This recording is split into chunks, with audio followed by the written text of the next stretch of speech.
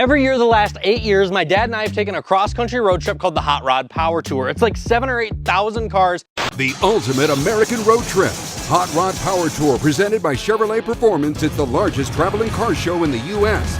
with hot rod displays, autocross, drag racing, and more. Every year we question people's sanity on taking some of the most insane cars we've ever seen. No windshields, no roofs, no air conditioning, just absolutely insane people in the middle of June in these hot temperatures. But this year we wanted to see what it was like to be them. So we hit the road to about 3 hours away to find the most uncomfortable and insane vehicle we could possibly find for this road trip. This is our first experience seeing what we just drove 4 hours to purchase and drive across the country. I have no idea what we were getting into.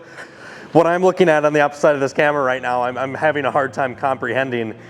It's so small. It's way smaller in person than I would have thought. I should have known it being a Miata, but ladies and gentlemen, this is an Exomotive Exocet with an L33 that is pro-charged with nitrous in it. I mean, this is a 2,000-pound vehicle with near a full tank of gas.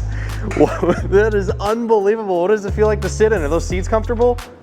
Wow, actually not bad. No, they're not bad? They're not much cushion. There's a spot to put your bag there. I think we're gonna try to figure out how to put a windshield on this. We have, yeah, you actually do. We have about 8 days until we leave, so we're gonna put a windshield on this. We're gonna try to figure out how to get a storage solution on top for our bags.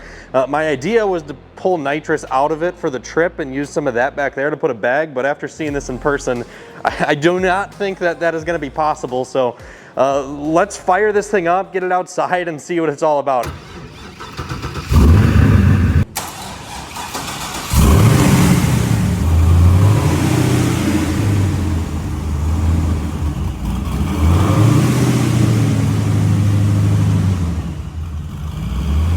Picking up the cart was even quite the experience itself because we got to meet the owners of Paragon Performance. C8 Modifications is, if you're not familiar with them, they do a really good job.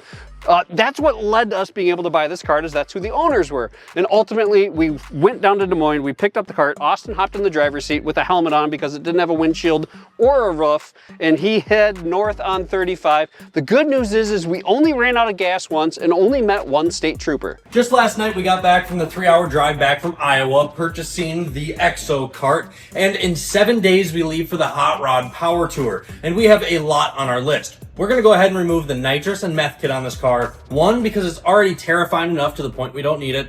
2, because we need the storage behind the seats for our trip. We're gonna try to install this roof that we found from a Polaris RZR that was free on the side of the road. We're gonna find this cheap windshield on Amazon and see if we can get this to work for a temporary solution. We're also gonna try to clean up some wiring. We have to get our headlights to work. We need to move the driver's seat back. We need to replace a rear differential bushing as well as fix a seal. So we have a ton of work to do in the next 7 days to take this thing across the country. Let's get after it.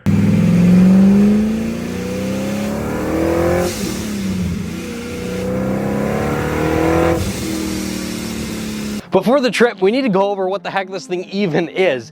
This is a 2017 Exomotive Exocet. It's an American company that basically gives you this entire frame. What they do is you order this frame, you have 3 different options. You have like a base, a sport, and a race, this one being the race.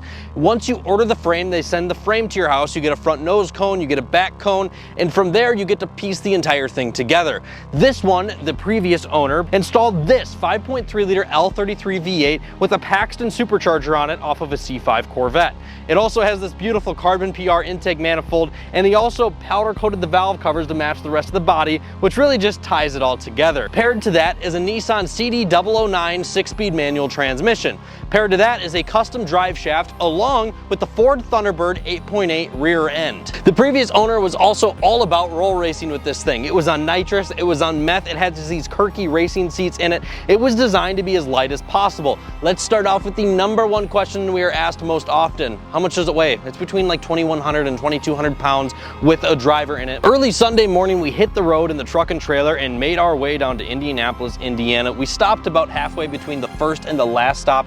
We unloaded the truck and trailer and started off on Power Tour Day 1. Today is Day 1 of the Hot Rod Power Tour. It's our first time experiencing the Exocet on the autocross course. So let's go out and experience this pretty well set up autocross course and see how this absolute monster handles on track.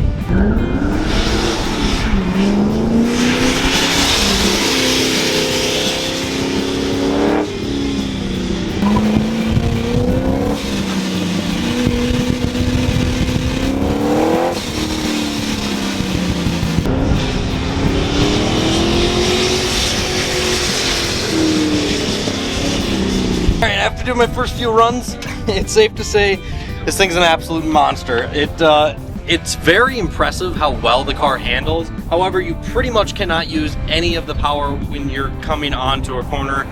It'll just blow off the rear tires entirely. It is very dangerous. You have to use like 20% throttle in second gear or use the bottom half third gear.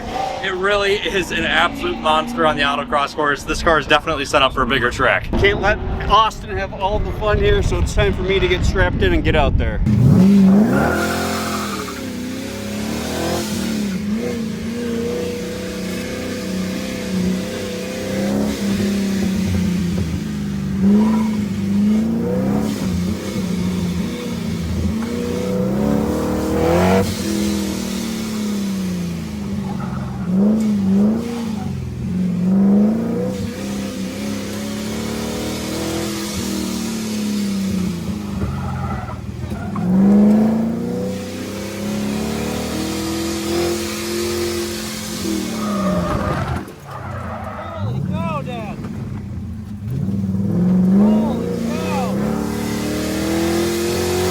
Austin and I agreed that we were going to take it very easy with the lightweight and a lot of power. So that's what the plan was until Hot Rod came and put a GoPro on the windshield. I just kind of felt the need that I had to get after it a little bit.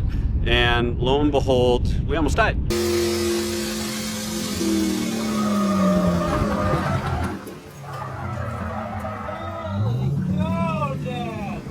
We spent the remainder of our day enjoying the autocross course as it was the only day on the tour that it would be around. And then we went to our hotel for the night, which included a whole lot of fun burnouts. You can do a better burnout than a Mazda Miata. Get a t-shirt, free t-shirt. Might be sleeping on the couch if you do another one, but you get a t-shirt. So that'd be worth it. Put it inside. I got an XL. Oh God.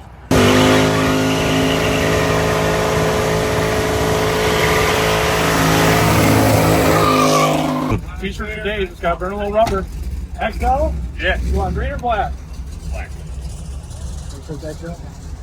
Mint.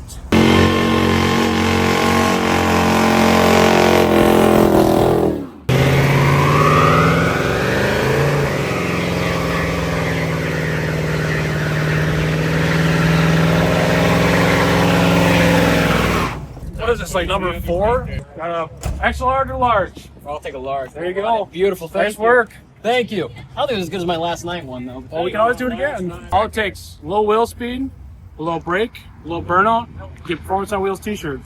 Take notes.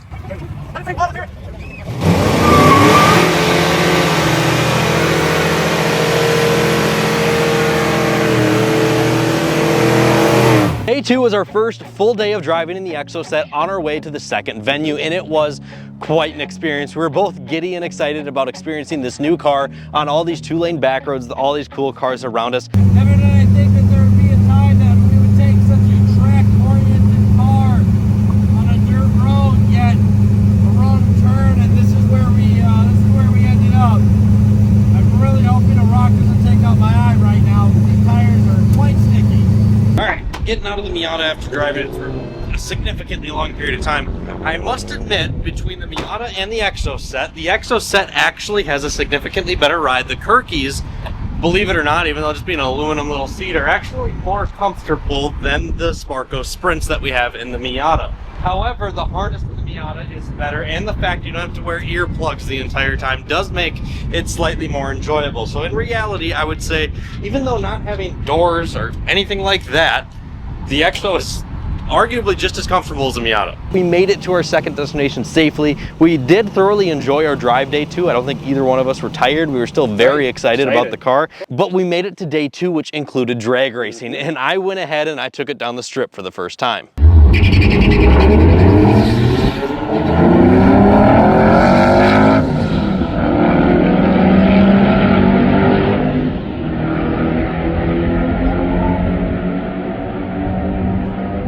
No, that is not all this car had in it. I was absolutely terrified taking this down the strip. I've never experienced a vehicle that can kick out the back end so effortlessly, so I just rolled it into first. I didn't launch it at all. Second gear, I rolled it again. I went into third and I started to go full throttle. I was only like 50–60% in second, so about halfway down the track is when I officially put my foot to the floor.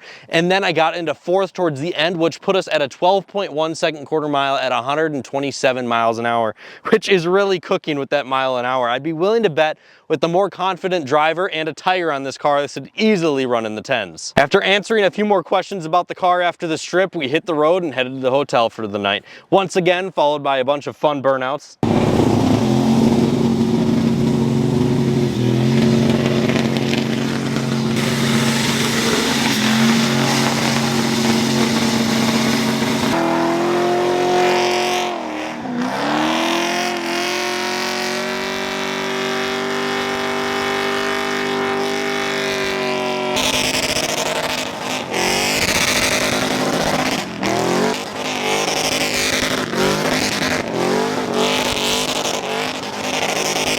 Quite honestly, I have no idea how the police didn't show up for this one, because that was quite the rowdy night. We then woke up for day 3 and hit the road. Day 3 was pretty uneventful. It was a lot of time in the car and the temperatures were rising. Almost 90 degrees was the high this day, and we had over like 5 hours of driving because of construction and 2-lane back roads. We have the internal intuition going on. Every 5 gallons we are stopping for a gas station. So we have a 10-gallon fuel cell. Obviously, we don't want to run that low. The gas gauge is not working. Do a few pulls here and there, and we find ourselves putting 5 gallons in just about every hour or so.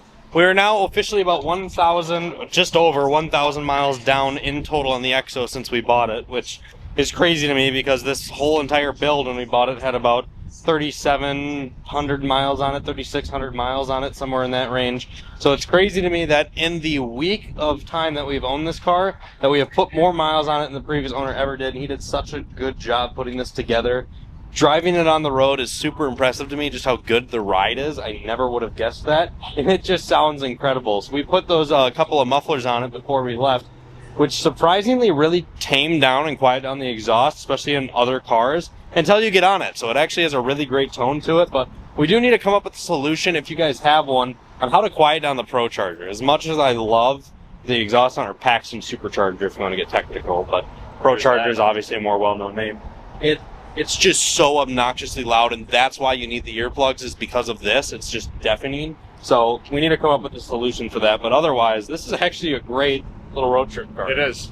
The only issue that we unfortunately have ran into is, since this car was on meth and NOS, now that we get close to full throttle, it is tuned to be on meth and NOS. So the vehicle needs to get retuned. We're having an engine light flash up high because the timing must be a little bit off. We did run into some what we thought were issues at the time, and maybe they still are, but we're still here talking about it, so maybe they're not. And that's that the fuel pumps absolutely started to sing on day 3.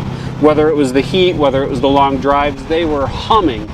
We are on the 4th day of driving the Exocet. Body does have a little bit of fatigue, whether that's from taking the luggage on and off the rug. The routine with the Exocet is starting to set in.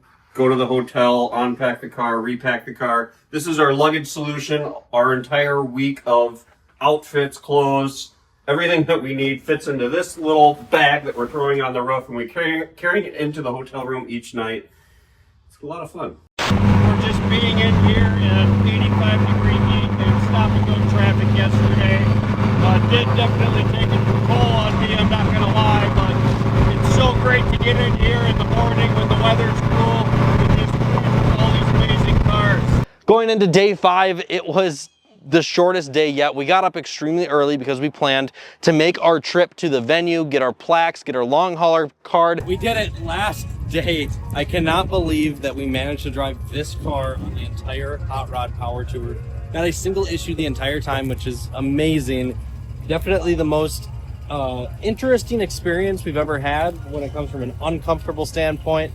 But this is the best weather we've ever experienced on this trip, which made it all that more enjoyable inside of a vehicle like this. But that was really cool. What an experience taking a vehicle like this. If we didn't trailer it to that destination that we're about to head to, which is 5 hours away, there's no way we could have taken this car.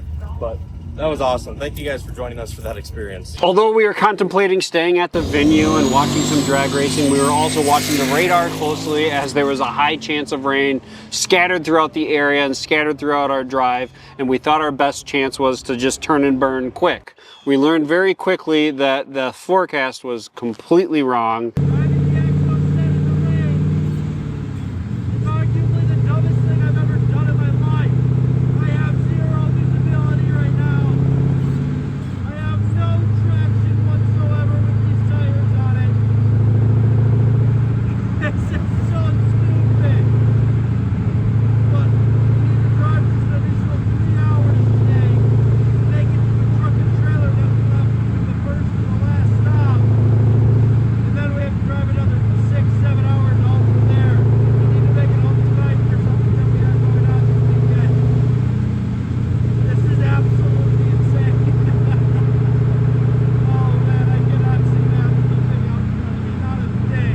I can safely say that the power tour did not end on a high note on our way back to the truck here as it started raining. It is not enjoyable to drive this in the rain. I've learned that quite quickly. I can't see anything. There's water everywhere. Mainly, surprisingly, I assumed it was going to be the front tires being an issue. It's actually the back tires. They keep throwing stuff forward inside of the cabin. But the front tires, I don't even notice them doing anything. So it's not the greatest experience in the world, that's for sure. So I then drove 3.5 hours straight through a downpouring rainstorm in the Exocet. Keep in mind, no windshield wipers, no way of clearing the windshield, but the front of the windshield wasn't the issue. It was the inside of it. The back tires sprayed up so much water that would go on the inside of the windshield. It made visibility pretty much completely non-existent. You couldn't see a thing. At too high a speeds, you'd hydroplane on these aggressive tires, and it was just a recipe for absolute disaster. We got off the interstate, we took back roads all the way there, and it was the most miserable drive of my life. Just constant water in my face, no visibility, loud as can be, for 3.5 hours straight. It was something I never need to experience again. It was terrible. It really was. It was so bad. Ultimately, we made it safely. We got the car strapped back into the trailer. We only hit one deer on the drive from Indiana to Minnesota, so that's good. I mean, one is better than two. But we made it safely at the end of the day, and I think all of us were done riding in these stiff suspension, loud cars, but it was so much fun. Like 24 hours later, I found myself wanting to go for a rip. Of course, I had to clean it up because this thing was filthy. So happy with the purchase of this cart. It was such a fun experience with my son taking this on a road trip. I think we'll have to have a discussion if we do it again. We'll probably be ready for it next year. I don't know that I can do it next week. Make sure you guys hit like and subscribe on the channel to see what adventures the Exocet has in store. We do have the list of repairs we have to make, as well as our new garage that's coming very soon. It's going to be really cool. Looking forward to sharing that with you guys.